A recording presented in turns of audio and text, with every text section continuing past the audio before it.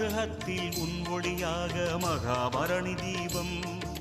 கார்த்திகை மாதம் கார்த்திகை நாளில் காலையில் ஒளி தீபம்.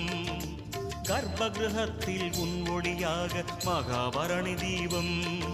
உன் தீபம் கண்டோம் மனமானந்தம் கொண்டோம். உன் தீபம் கண்டோம் மனமானந்தம் கொண்டோம்.